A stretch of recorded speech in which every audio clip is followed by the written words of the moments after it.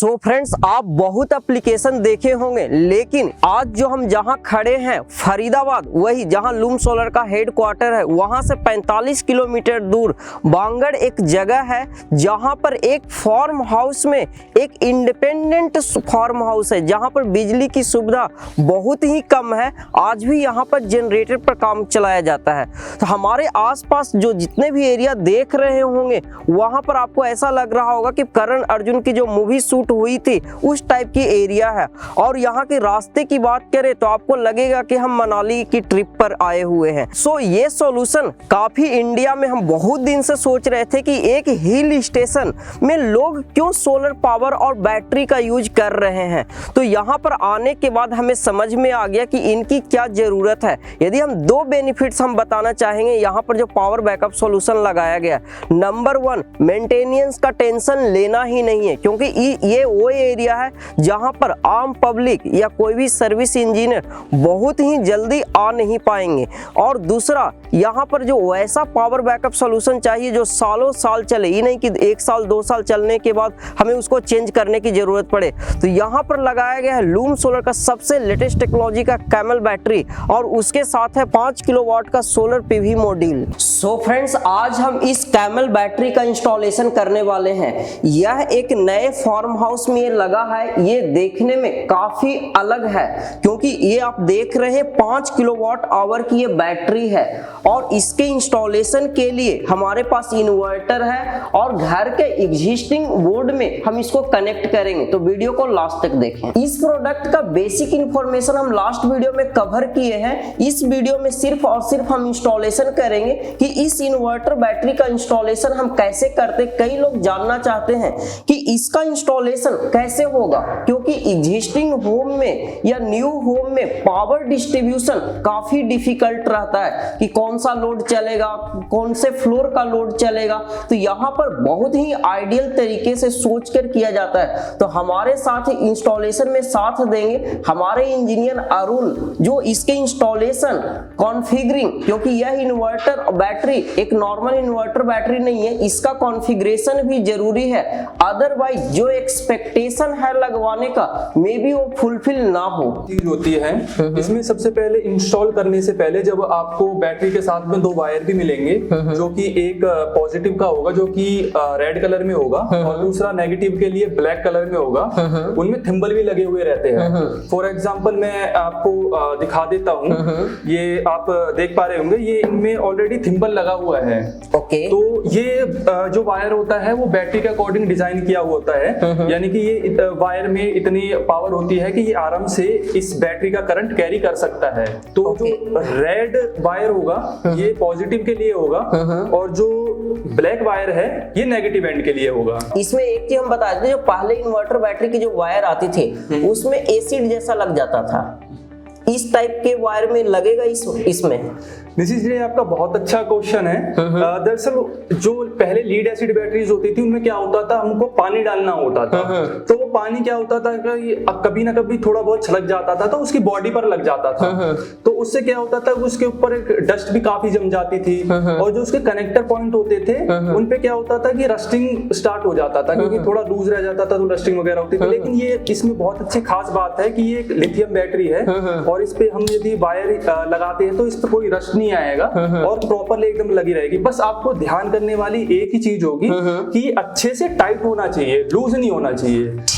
ठीक है। तो यहाँ पर लोग कनेक्ट करना देखना चाह रहे हैं कि कैसे इंस्टॉल होता है। बिल्कुल बिल्कुल। तो जो आपको सबसे पहले ध्यान देने वाली चीज है कि जो इसमें एमसीबी लगी हुई होती है, जब आप कनेक्शन करेंगे तो ये हमेशा ऑफ रहनी चाहिए। ओके, ठीक है। उसके बाद आप ये हमने सेफ्टी के लिए इसमें कवर दिया हुआ होता है। ओके। तो जब कनेक्शन आप करेंगे तो इसको हटा लेंगे और कनेक्शन करने के बाद इसको लगा देंगे ताकि कोई इंटरफेरेंस ना हो, कोई टच ना करे, सेफ रहे। ओके, तो ठीक है। उसके बाद क्या करेंगे? उसके बाद आपको ये स्क्रू दिया हुआ है, हम इसको ओपन कर लेंगे। ओके, इसको ओपन करने के लिए स्क्रू होना जरूरी है, बिल्कुल स्क्रू ड्राइवर होना बहुत जरूरी है, अदरवाइज ये ओपन ना होने वाला है। हाँ। प्लास से तो नहीं होने वाला है। नहीं, एक्चुअली इसमें क्या है कि प्लास ठीक से होगा नहीं, स्क्रू ड्राइवर ही इसके लिए चाहिए क्योंकि होगा। पुरानी बैटरी में प्लास से ओपन हो जाता। हाँ, पुरानी लीड एसिड बैटरी थी तो उनमें कर लेते थे, लेकिन वो अच्छे से हो नहीं पाता था, उसके ठीक लिए है। भी स्पैनर चाहिए होता था। ठीक है, ठीक है। तो इसको यहाँ से ओपन कर ये दिए। हमने ये ओपन कर लिया है। ठीक है। तो फिर उसके बाद हमें क्या करना होगा, जैसे कि ये हमने अभी पॉजिटिव आउटपुट निकाला है, इस पे आप देख पाएंगे। तो इस पे हमने मार्किंग की हुई आउटपुट है, आउटपुट पॉजिटिव, और ये आउटपुट नेगेटिव है। साइन ठीक है। हमने की हुई है, आप देख ठीक सकते है, हैं। ठीक है। तो इसके बाद हम इसको इस तरीके से, यानी कि आप हमें ये आउटपुट का ये बाहर की तरफ इस टाइप से रखना है, और इसके बाद हमें इसको इस तरीके से बिल्कुल सेफ तरीके से हमको इसको लगा देना है, टाइट कर देना है। और फिर स्क्रू ड्राइवर की हेल्प से हम इसको अच्छे से टाइट कर देंगे। यानी कि ये कोई ऐसा रॉकेट साइंस या बहुत बड़ी चीज नहीं है, नॉर्मली एक आराम से इसको किया जा सकता है। यानी कि अगर मुझे आपको किसी को ज्यादा नॉलेज भी नहीं है इलेक्ट्रिशियन की, तो नॉर्मली बस एक स्क्रू ड्राइवर लेना है और इजीली टाइट कर सकता है। ठीक है। दूसरा वायर, तो ये इस टाइप से हमने अब ये अच्छे से टाइट कर दिया है। एक बार देख लेंगे, बिल्कुल नहीं हिल रहा है, तो अब इसको फिर हम इस टाइप से प्रेस करके फिर लगा देंगे। ओके, ठीक है। इसी तरीके से दूसरे वायर को भी हम सेम करेंगे। निशी जी, आप करना चाहोगे? एकदम। I love this type of activity. कोई दिक्कत नहीं ना है इसको? कोई दिक्कत नहीं है, बस आपको ध्यान देने वाली एक चीज होगी, जब आप कनेक्शन करते हो तो दोनों टर्मिनल्स को एक साथ मत पकड़िएगा। अच्छा, ऐसा है। हाँ, और दोनों वायर टच नहीं होनी चाहिए। बाकी आप सिंगल हाथ से टच भी कर लोगे तो कोई ऐसा इशू नहीं है, चलेगा। बाकी एमसीबी हमेशा ऑफ होनी चाहिए, ये ध्यान देना है जब भी आप कनेक्शन करते हो। जब आपका कनेक्शन हो जाता है तभी एमसीबी ऑन करना। मींस की बैटरी से हम वायर को कनेक्ट कर दिए हैं, अब क्या होगा? बिल्कुल, अब ये आपने वायर कनेक्ट कर दिया है। अब आपको इसमें ध्यान देने वाली बात होगी कि जो इसके दोनों टर्मिनल्स है वो आपस में टच नहीं होने चाहिए, उसको भी आपको ध्यान देना है। वो बिल्कुल टच नहीं होनी चाहिए, वो अलग होना चाहिए। अगर बाई चांस टच हो जाए, बैटरी हम यहाँ से बंद किए हुए फिर भी टच करेंगे तो ये शॉर्ट सर्किट हो सकता है। नहीं, वैसे नहीं होगा क्योंकि बैटरी ऑफ है, लेकिन फिर भी सेफ्टी पर्पस के लिए आप ऐसा मत कीजिए। सो अरुण, ये बैटरी देखने में तो काफी अच्छा लग रहा है, कम स्पेस में, क्योंकि इतने बड़े जगह में 5 किलोवाट आवर की बैटरी बहुत बड़ी बात है।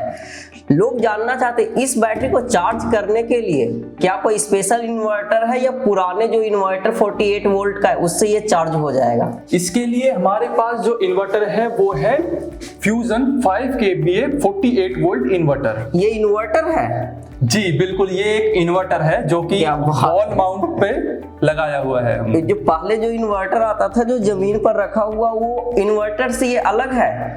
बिल्कुल, उससे ये थोड़ा अलग है। क्या होता था, ये इसमें एक तो ये ट्रांसफार्मर लेस है, तो आप इसको उठाएंगे भी तो इसमें ज्यादा वेट नहीं होगा। नॉर्मली जो आपका एक डबल बैटरी का इन्वर्टर होता है, करीब करीब उसके बराबर इसका वेट है। और दूसरा, ये स्पेशली लिथियम बैटरीज के लिए डिजाइन किया गया है।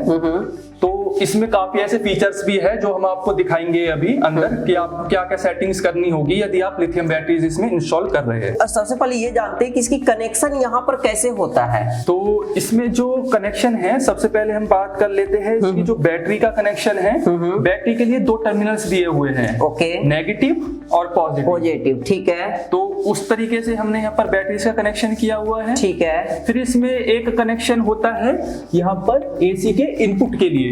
अच्छा, एसी इनपुट, इन्वर्टर में जो इनपुट आएगा। बिल्कुल, यानी कि जो बैटरी को अगर आपसे लोड अपना ग्रिड से भी रन कराना है या फिर बैटरी ग्रिड से चार्ज करनी है, तो उसके लिए इसमें ऑप्शन है कि आप एसी की सप्लाई लेके आप बैटरी को भी चार्ज कर सकते हो और अपने घर के अप्लायंसेस भी चार्ज सकते हो। Second is input. थर्ड क्या है इसमें?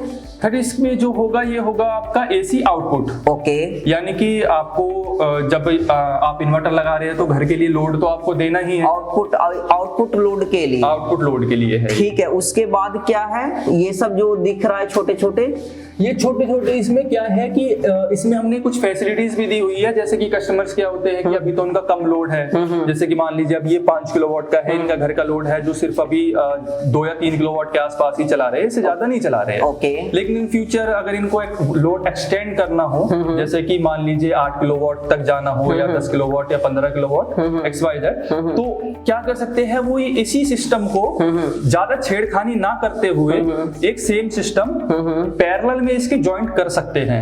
तो यहाँ पर हम आपको बता दें, अभी जो बिल्डिंग है, बिल्डिंग में 3-4 फ्लोर का बिल्डिंग है, तो बिल्डिंग में जनरली क्या होता है कि एक बार में अपनी जरूरत के हिसाब से लगता है, जरूरत पड़ने पर और एक्सटेंड होता है। तो यहाँ पर ये पैरेलल कम्युनिकेशन होता है, राइट अरुण? बिल्कुल। सो यहाँ पर ये सब कम्युनिकेशन पोर्ट दिया हुआ है जिसके थ्रू यहाँ पर कम्युनिकेशन, पैरेलल कम्युनिकेशन होगा। और यहाँ पर और क्या है, ये क्या है, ये इसमें ये ऑन ऑफ का स्विच दिया हुआ है। जैसे कि आपको इन्वर्टर ऑफ करना है तो यहाँ से हम इसको ऑफ कर सकते हैं और यहाँ से हम इसको ऑन कर सकते हैं, या कि बैटरी के इन्वर्टर को ऑन ऑफ करने का एक स्विच पॉइंट। ओके। सो अरुण, इंडिया में हार्डवेयर के इलेक्ट्रीशियन तो बहुत मिल जाएंगे, क्योंकि हार्डवेयर टेक्नोलॉजी इंडिया की बहुत पुरानी टेक्नोलॉजी है। लेकिन जो इन्वर्टर बैटरी है, हार्डवेयर सॉफ्टवेयर का मिक्स है। कहीं ना कहीं लोग फंस जाते हैं कि इसका कॉन्फ़िगरेशन कैसे किया जाए, तो इसका क्या गाइड है बेस्ट? जी, जैसे कि हमने अभी बात कर रहे थे कि ये जो इन्वर्टर है हमारा फ्यूजन 5 kV 48 वोल्ट, ये लिथियम और लीड एसिड सभी बैटरियों पे काम करता है। तो जो हमने आपको हार्डवेयर का तो बता ही दिया है कैसे कैसे होगा। अब बात कर लेते हैं सॉफ्टवेयर की। यदि हम इसमें लिथियम बैटरीज, लिथियम बैटरीज लगाते हैं तो हमें इसमें क्या क्या सेटिंग्स करनी होगी। तो इसके लिए आपको क्या करना होगा, जो ये आपको दिख रहा होगा यहाँ पर 1 2 3 4th नंबर पे ये एंटर का बटन दिया हुआ है। ठीक है। ये आपको लॉन्ग प्रेस करना होगा अप्रोक्स 5 सेकंड्स के लिए। ओके, ठीक है। अब आप देख पा रहे होंगे इस पे एक स्क्रीन आ चुकी है। इसे फर्स्ट पॉइंट जो है ESC लिखा हुआ है। तो अब हम नेक्स्ट स्टेप्स पे जाते रहेंगे और हर स्टेप का मैं आपको मतलब बताता रहूंगा कि इसका क्या मतलब है और इसमें आपको क्या सेटिंग्स करनी होगी। ठीक है, ठीक है। इसमें जरूरत का सेटिंग क्या है कि कोई भी इलेक्ट्रीशियन इसको इंस्टॉल कर रहे हैं तो उसी समय कॉन्फ़िगर क्या करना जरूरी है? देखिए, इसमें अगर मेजर बात करें तो इसमें कुछ सेटिंग्स होती है, जैसे कि एक होता है lower cut voltage, higher cut voltage, float voltage. वो हमें लीड एसिड लिथियम बैटरीज के अकॉर्डिंग करनी होगी ताकि उसकी कॉन्फ़िगरेशन के अकॉर्डिंग ये अपना सेट हो सके। ये जो पॉइंट नंबर 26 है, ये बल्क चार्जिंग वोल्टेज के लिए यूज होता है। ये क्या होता है? तो इसमें जो हमें सेटिंग करनी होगी वो 54 वोल्ट करना है हमें, यानी कि एक तरह से आप बोल सकते हो कि बैटरी से ज्यादा चार्ज नहीं होगी। एक तरह से वो उसका मान लेते हैं कि उसका हायर कट है। 54 वोल्ट। ठीक है। उसके बाद और कुछ है इसमें? बिल्कुल। उसके बाद आ जाते हैं पॉइंट नंबर 27 पर, जो कि है फ्लोटिंग वोल्टेज का पॉइंट। ओके। तो इस पे जो हमें सेटिंग करनी होगी वो हमें 53 वोल्ट करना होगा। तो ये फ्लोट वोल्टेज हमारी 53 वोल्ट सेट हो चुकी है। इसके अलावा भी कोई सेटिंग है? हाँ, इसके अलावा एक दो सेटिंग्स और होगी। दरअसल ये सिर्फ चार्जिंग प्रोफाइल से रिलेटेड ही सेटिंग्स है सभी, कि हमें वोल्टेज रेंज क्या रखना है ताकि अकॉर्डिंगली ये प्रॉपर्ली काम कर सके। अरुण, हमें एक बात बताइए, हम एक अननोन इलेक्ट्रीशियन है, फर्स्ट टाइम हम इंस्टॉल कर रहे हैं, हम ऐसे खाली कनेक्ट करके छोड़ दिए, क्या ये सिस्टम चालू होगा? देखिए, अगर आपने कनेक्शन ठीक तरीके से कर दिया है और सेटिंग्स आपने इसके अंदर नहीं की है तो ये सिस्टम तो चालू हो जाएगा, कोई इश्यू नहीं है। लेकिन हो सकता है कि लॉन्ग लाइफ में मतलब कि जब काफी टाइम इसको हो जाए, 6 महीने साल भर, तो हो सकता है कि इन्वर्टर्स में प्रॉब्लम आनी स्टार्ट हो जाए और उसमें क्या हो सकता है कि आपकी बैटरी भी खराब हो सकती है। तो इनिशियल 2 सेटिंग यदि हम 5 किलोवाट आवर की लगा रहे हैं पावर बैकअप, तो 2 सेटिंग कंपलसरी है। अरुण, हमें अब ये बताइए, इन्वर्टर बैटरी की कनेक्शन में जनरली ग्रिड से इनपुट और आउटपुट पावर डिस्ट्रीब्यूशन जो होता है, वो लोग समझना चाहते हैं कि ये 5 किलोवाट का कैसे होता है। जी बिल्कुल। तो इसके लिए यदि आपके पास, जैसे कि हमने यहाँ पर अभी लगाया हुआ है जो हमारे मेन एलटी पैनल है, यानी कि मेन एमसीबी बॉक्स जहाँ से है, यहाँ से सारा लोड डिस्ट्रीब्यूट होता है। ओके। तो यदि आप इन्वर्टर मेन डिस्ट्रीब्यूशन बॉक्स के पास यानी कि मेन एलटी पैनल के पास लगा सकते हैं तो ये सबसे बेस्ट रहेगा आपके लिए। ओके। तो जैसे कि हमने यहाँ पर आप देख पा रहे होंगे मेन एमसीबी बॉक्स है, तो इसके लिए हमने एक सेफ्टी डिवाइस यूज किया है, इसको हम बोलते हैं ACDB। यानी कि एसी डिस्ट्रीब्यूशन बोर्ड। ओके। इसमें जो रहता है एक मेन एमसीबी रहती है, एसपीडी रहती है और नॉर्मल कनेक्टर्स रहते हैं। ओके, सो यहाँ पर इन्वर्टर से ग्रिड इनपुट आया हुआ है और ये यहाँ पर ये वायर है। बिल्कुल, अभी मैं इसमें समझाना चाहूंगा। जैसे कि ये हमारा मेन एमसीबी हो गई, तो इसमें से हम इन्वर्टर के लिए इनपुट ले लेंगे। ये हमने यहाँ पर ऐसे लगा दिया और ये मेन इनपुट आकर एमसीबी के नीचे हमने कनेक्ट कर दिया।